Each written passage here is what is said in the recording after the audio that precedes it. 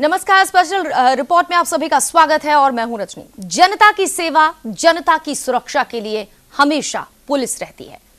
जब भी हम किसी परेशानी में होते हैं, हमारे घर में चोरी हो, लूट हो, डकैती हो, किसी भी मुश्किल में हो, गुंडे परेशान करें, तो एक संतोष रहता है कि पुलिस है हमारी रक्षा के लिए। लेकिन अगर वही पुलिस रक्षक की जगह भक्षक बन जाए, खाकी में गुंडे अगर निकलकर सामने आए, तो फिर आप क्या करेंगे? किसके पास जाएंगे कहने के लिए कि इनसे हमें बचाओ, इनके खिलाफ कार्रवाई करो? यही आज स्पेशल रिपोर्ट में हम सवाल उठा रहे हैं। मामला झारखंड का है। झारखंड का लॉ एंड ऑर्डर का क्या हाल है, किसी से छुपा नहीं है। रांची की ही बात कर ले तो यहां पर मर्डर हो जाना, डकैती, लूट हो जाना आम बात है। सरायकेला में बच्चा चोर की अफवाह फैली और किस तरीके से जो भीड़ है, पुलिस पर से विश्वास खत्म होते हुए पुलिस के सामने ही कई लोगों को मार डाला पीट पीट कर। झारखंड में क्या पुलिस पर से विश्वास नहीं उठता जा रहा है? और ऊपर से एक और जो वीडियो हमारे पास आया है, उससे सवाल यह है कि क्या कर रही है सरकार? क्या जो पुलिस ऐसी गुंडागर्दी करती है उनके खिलाफ कार्रवाई नहीं होनी चाहिए? आज हम बात कर रहे हैं झारखंड की खाकी में गुंडे की।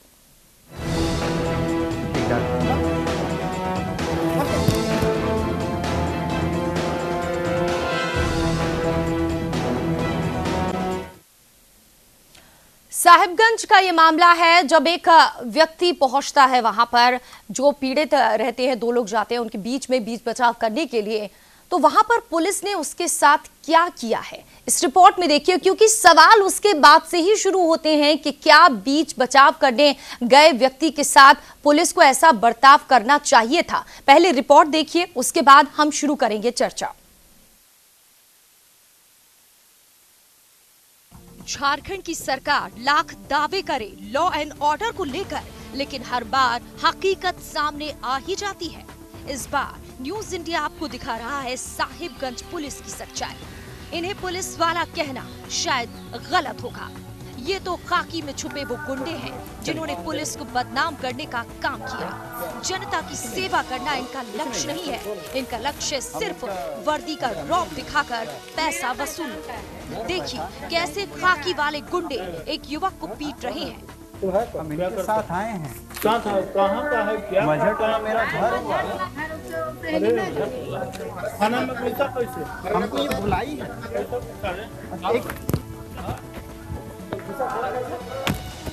एक मिनट भैया, आप मुझसे बात कीजिए। जनाब, अब जरा इसका कसूर और पूरा किस्सा सुन लीजिए। ये जो लड़का पिट रहा है, ये है रोहित कुमार मंडल। लॉ का स्टूडेंट है। अपने घर के दो महिलाओं के झगड़े में थाने में बीच बचाव करने पहुंचा था, लेकिन पुलिस ने इसकी एक न सुनी और गाली गलौज के साथ पिटाई करने लगे और बिना किसी कसूर के रात भर लॉकअप में बंद कर दिया।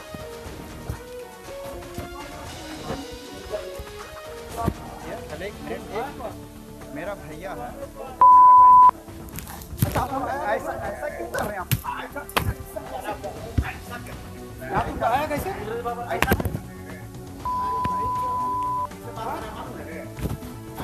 ठीक है, बंद कर बंद कर।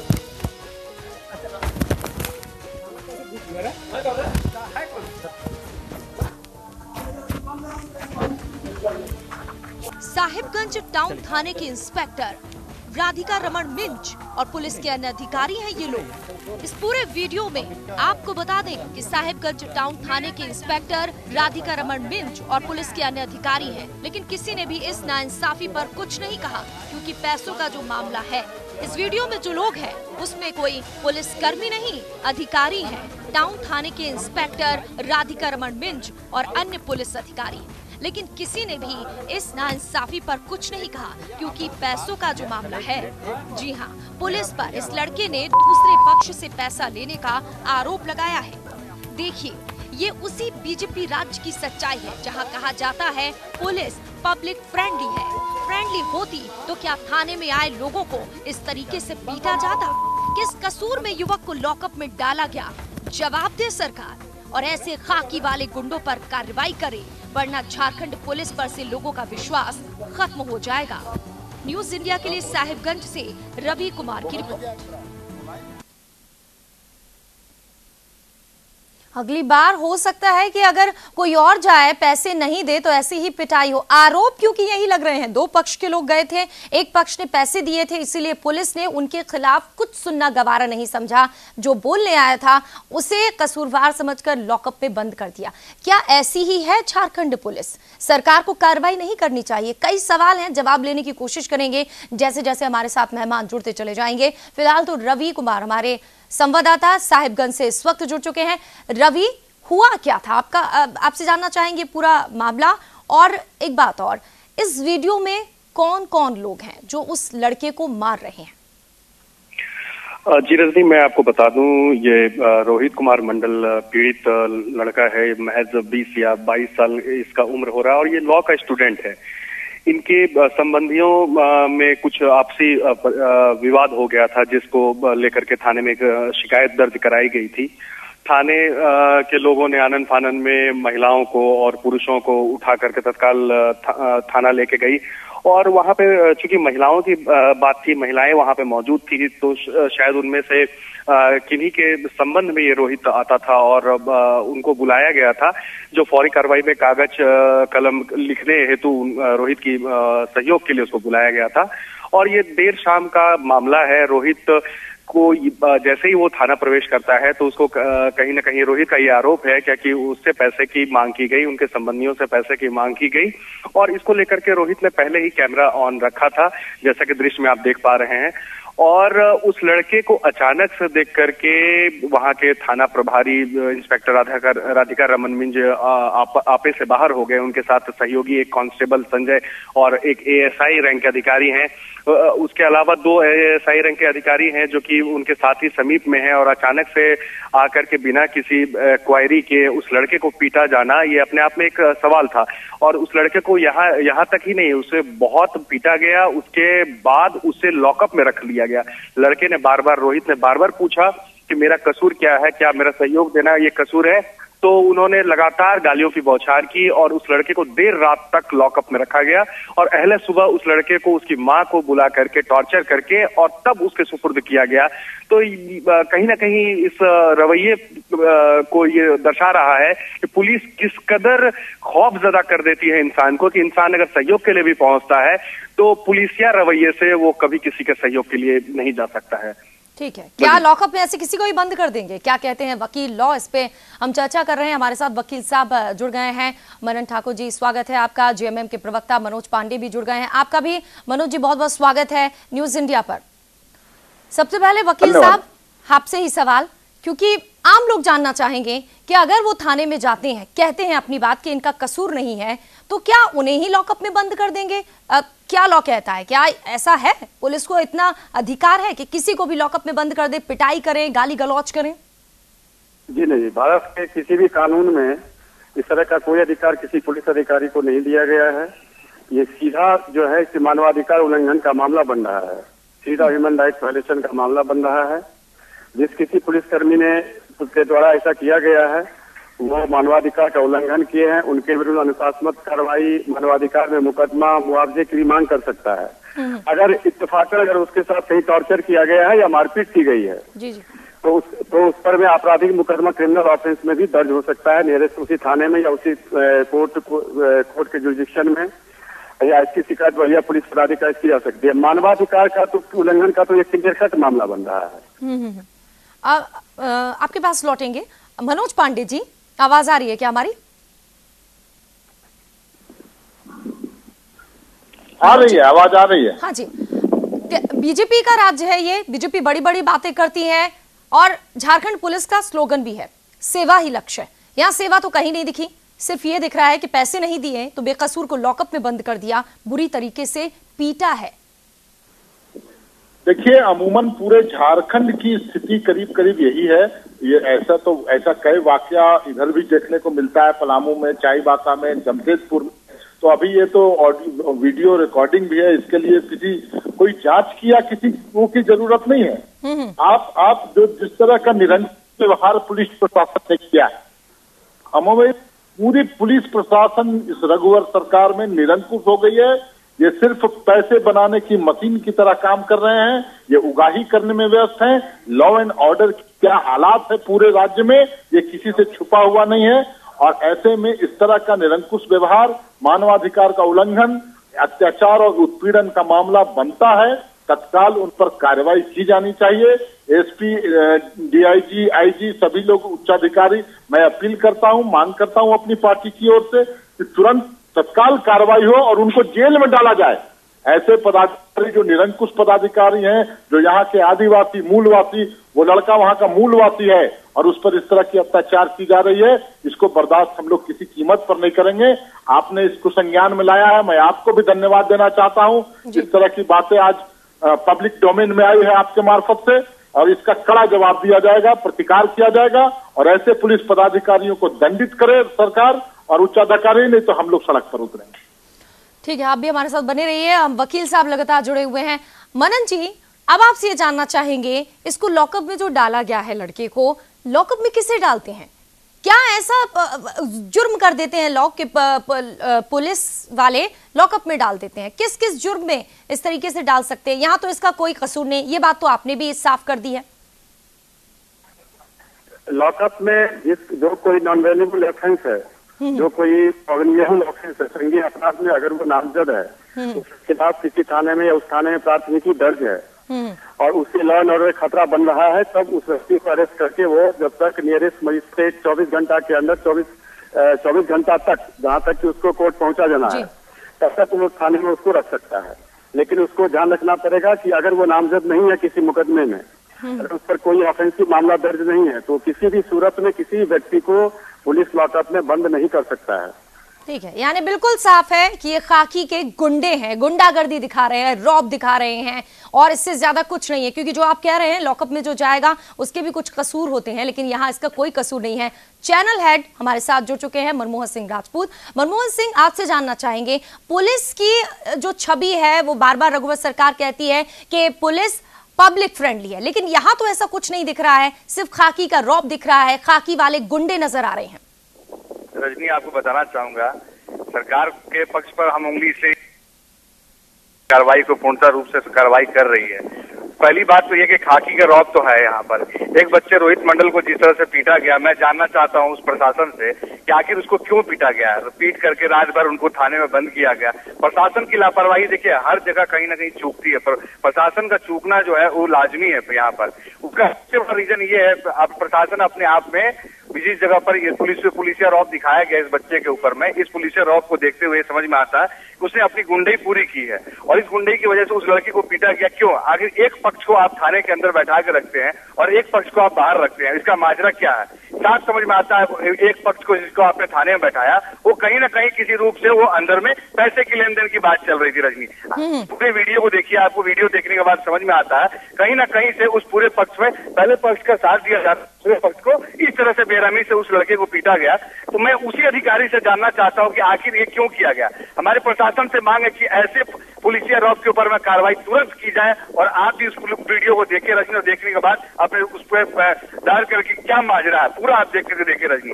बिल्कुल, लगातार हम दिखा भी रहे हैं। एक बार फिर से हम कहेंगे कि इस वीडियो को दिखाएं, आवाज भी सुनाएं, क्या चल रहा है वहां पर। एक बार फिर से प्ले करें।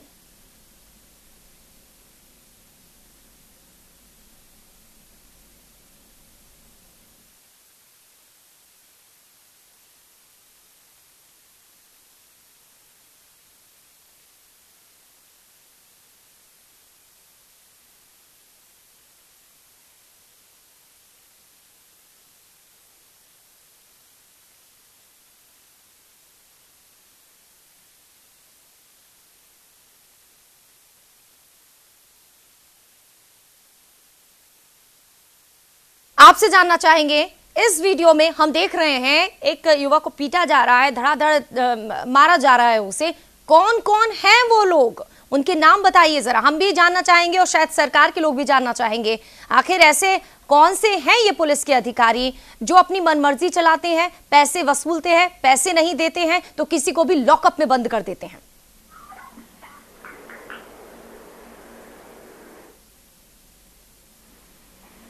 रवि, जी रजनी, अधिकारियों में से नगर थाना इंचार्ज जिनके जुरिडिक्शन में, चूंकि नगर थाना साहिबगंज को एक इंस्पेक्टर रैंक का थाना बनाया गया है, तो उस थाने को लीड करते हैं राधिका रमन मिंज, जो कि वहां के नगर इंस्पेक्टर हैं। उनके अधीन ये नगर थाना आता है। उनके साथ में एक एएसआई है, दूसरे एएसआई वहां पे आप दीवार की ओर दीवार की ओर खड़े हैं, और एक शख्स जो कि पीड़ित व्यक्ति का विरोधी दल का शख्स है, वो पुलिस नहीं है, वो भी वहां पे मौके पे चौका लगाने के लिए खड़ा है। और एक कांस्टेबल है, जो इस कांस्टेबल के बारे में ये कहा जाता है कि थाने को चलाने में इस कांस्टेबल संजय का ही अहम योगदान है।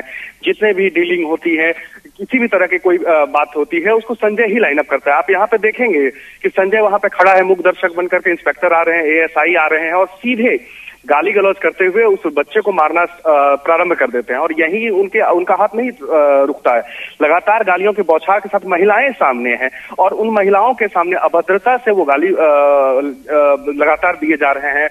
इंस्पेक्टर नगर किस तरह सुरक्षित रखेगा अपने क्षेत्र को, इस वीडियो के साथ देखने के बाद कोई भी व्यक्ति ये बता सकता है कि जिला प्रशासन, पुलिस प्रशासन लोगों के सहयोग के लिए खड़ा बिल्कुल नहीं है, खासकर इस बच्चे के साथ। एसपी क्या कर रहे हैं? अब इतना सब कुछ होने के बाद सवाल ये है कि आखिर पुलिस के जो कप्तान है जिले के, वो क्या कर रहे हैं? उन्हें नहीं दिख रहा है ये सब कुछ? जहां तक एसपी की बात है, इनको बहुत ज्यादा अभी लगभग तकरीबन 1 वर्ष हो गए हैं इनके यहाँ पे पोस्टिंग पे। इनको बहुत चीजें समझ में नहीं आती हैं, दक्षिण भारतीय होने के कारण यहाँ का एक माहौल उनको समझ में नहीं आ रहा है। लेकिन अगर 1 वर्ष होने के बाद भी एसपी किसी प्रकार की कोई कार्रवाई नहीं करते। एसपी से भी बात हुई है, एसपी ने केवल कहा है कि ठीक है, मैं उस लड़के से बात करके मैं देखता हूँ क्या करता हूँ। साहेबगंज के एसपी पी मुरुगन का केवल एक यही सेंटेंस होता है कि ठीक है, मैं देखता हूँ, और वो कब देखेंगे ये तो वो एसपी ही बता सकते हैं। वरीय अधिकारी इस चीज को देखने के बाद, घटना को जानने के बाद, ये तो हम न्यूज इंडिया की टीम है कम से कम जिसने एसपी को तत्काल इस बात की सूचना भी दी है, अन्यथा इस बाबत एसपी को कोई सूचना भी नहीं जाती। उस लड़के को इतना डराया धमकाया गया, उसके घर वालों को इतना डराया धमकाया गया कि वो लड़का अभी फोन स्विच ऑफ करके बैठा हुआ है, मैं बता दूं। और एसपी इस बाबत क्या करते हैं, ये तो लगभग घटना को लगभग 20 से 22 घंटे होने चले हैं। अब देखना ये है कि एसपी 24 घंटे में कोई कार्रवाई करते हैं या 48 घंटे में, ये तो केवल वक्त बताएगा। ठीक है, वकील साहब जुड़े हुए हैं। मनन जी, केस तो कमजोर होता चला जा रहा है। जिस लड़के की बिना पर जिसने वीडियो बनाया, वो अब डर के मारे बैठ गया है। क्या अगर पुलिस वाले चाहें, अगर सरकार चाहे, तो इस वीडियो के बिना पर कार्रवाई नहीं कर सकती? नहीं, तो मानवाधिकार human rights commission, state human rights commission या national human rights commission suo motu cognizance भी ले सकती है। अगर ये वीडियो वायरल होता है तो सो मोटो कॉग्निजेंस भी लेकर के पुलिस पदाधिकारी को सम्मन करके बुला सकते हैं। और ऐसा नहीं होता है तो वो व्यक्ति, चूंकि ये एविडेंस बन चुका है, तो वो हालात को बयान करते हुए वो बाद में भी किसी ह्यूमन राइट्स कमीशन में या किसी थाने में या किसी न्यायालय में जा सकता है। इसमें कोई ऐसा ऑफेंस नहीं है। मनन जी, बहुत ज्यादा डरा है ये बच्चा, ये जो लड़का है बहुत ज्यादा डर गया है, पीटा गया, मारा गया है। अगर ये कहता है कि नहीं ऐसा कुछ भी नहीं हुआ है, तो फिर क्या हाल होगा? क्योंकि डराकर इस मामले को दबा देना शायद सही नहीं होगा। न्यूज इंडिया बार बार यही सवाल उठा रहा है, और जेएमएम के जो प्रवक्ता थे वो भी यही कह रहे थे। झारखंड के कई जगह पर यही हालत है, पुलिस पैसे मांगती है, नहीं देते हैं तो लॉकअप में बंद कर देती है। ये क्या पुलिस का रवैया है झारखंड में?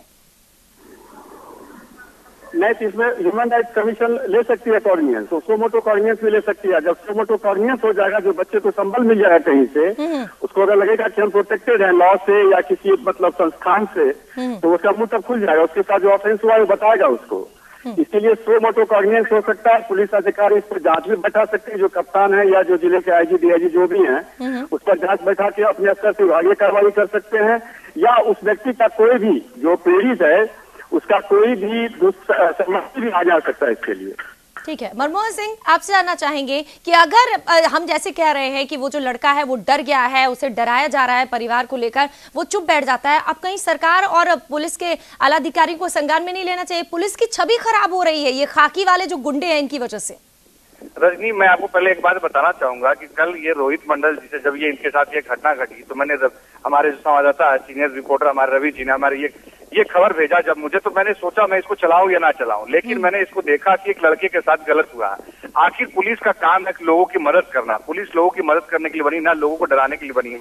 रजनी, मैंने इस लड़के को फोन किया, इस लड़के से मैंने पूरी घटना की जानकारी, ये लड़का टोटल रजनी रो रहा था, रो करके इसने पूरी घटना की इसने कहा कि मेरे ह्यूमन के साथ मेरे पूरे खिलवाड़ किया गया, मुझे मारा गया, मुझे पीटा गया, मुझे रात भर मुझे इन लोगों ने लॉकअप में बंद करके रखा और मुझे बहुत डराया धमकाया, जिसकी वजह से वो इतना डरा हुआ था रजनी, मैं आपको बताऊंगा, तो अपनी पूरी बात को कह नहीं पा रहा था। जब मैंने उससे पूरी बात तो मैंने बोला कि आपको मारने वाले लोग कौन थे, तो उन्होंने बताया कि नगर टाउन के थाना जो अधिकारी है राधिका रमन मीन, उन्होंने मुझे बहुत मारा, उन्होंने मुझे बहुत गंदी गंदी गालियां दी, मेरे साथ अभद्र व्यवहार किया गया। वहां महिलाएं बैठी थी, अगर आप वीडियो सुन रहे हो तो आपने देखा उसमें महिलाएं सामने बैठी और उनकी अभद्र जो उन्होंने अभद्रता किया उस सारे सामने रिकॉर्ड है उस फुटेज में। इसीलिए मैंने इसको चलाया और मैंने राधिका रमन मीन्स को भी फोन किया, मैंने बोला राधिका रमन जी क्या ऐसा हुआ था, उन्होंने बोला कि ऐसा कुछ नहीं हुआ था, हमने उस बच्चे से केवल बात किया था और बच्चे से बात करने पे हमने उनको छोड़ दिया। लेकिन इस वीडियो ये वीडियो गवाह है रजनी, आप देख सकते हैं इस वीडियो में किस तरह से उस बच्चे को मार रहा, किस तरह से उसके साथ अभद्रता व्यवहार किया जा रहा है। दो महिलाएं जो है, एक महिला थाने के अंदर बैठी है और एक महिला बाहर बैठी है। अगर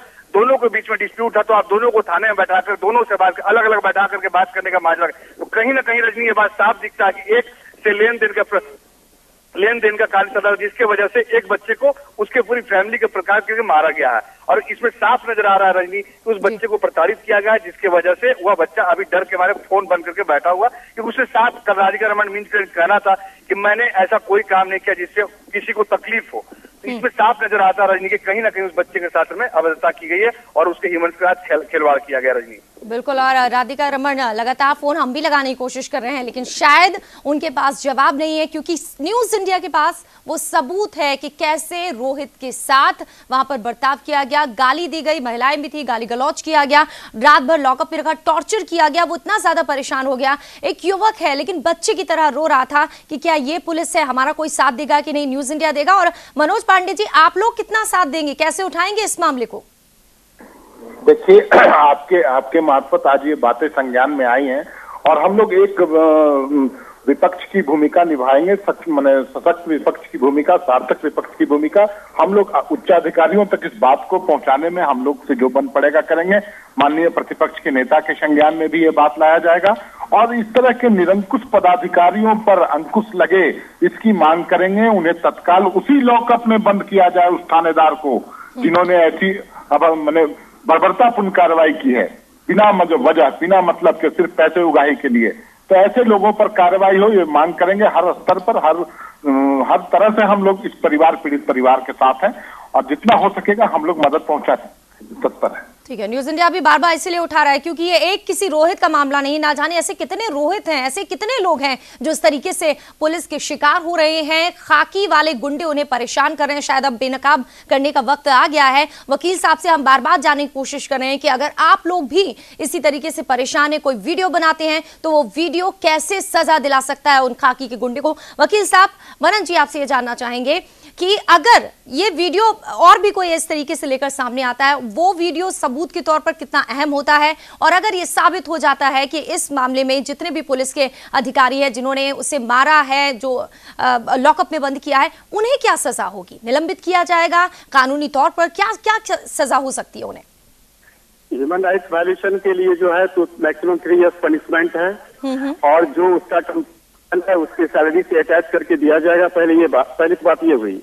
जैसा कि आप बता रहे हैं कि उगाही के लिए किया गया, अगर ऐसा होगा तो रैंसम का मामला भी उस पर दर्ज होगा, 384 का मामला दर्ज है।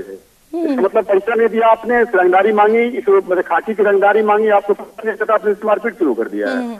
तो 300 रैंसम का भी ये मामला दर्ज होता है। रॉन्गफुल कन्फाइनमेंट है, 347 है, आपने उसके बाद मारपीट की, अगर वो मरनासन है या अगर ज्यादा इंजरी है तो 307 का मामला बनता है। ये सारे ऑफेंस मिला जुला करके 7 से 10 साल सजा के हो जाते हैं और ये ह्यूमन राइट्स वायलेशन का तो बहुत क्लियर कट मामला है।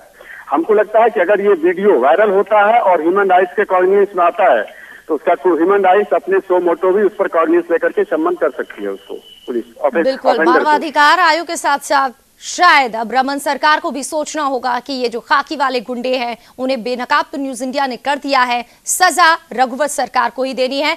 हमारे साथ मनन ठाकुर जी जुड़े, मनोज पांडे, मनमोहन सिंह और हमारे संवाददाता रवि कुमार, बहुत बहुत शुक्रिया चर्चा में भाग लेने के लिए। तो खाकी में जो गुंडे हैं, न्यूज इंडिया ने बता भी दिया है कौन कौन है वो लोग जिसने इस तरीके से एक युवक के साथ कोई कसूर नहीं था, उसके बाद भी रात भर लॉकअप में रखा, उससे टॉर्चर किया गया।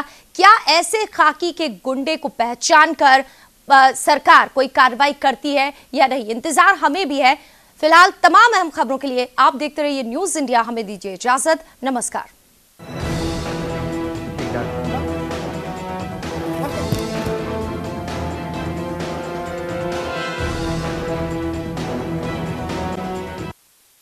आप हमारे चैनल को YouTube पर सब्सक्राइब कर सकते हैं न्यूज इंडिया निम्स पर। इसके अलावा आप ट्विटर पर भी हमें न्यूज इंडिया 17 पर फॉलो कर सकते हैं। फेसबुक पर आप newsindia.nimsUnai पर हमें लाइक कर सकते हैं।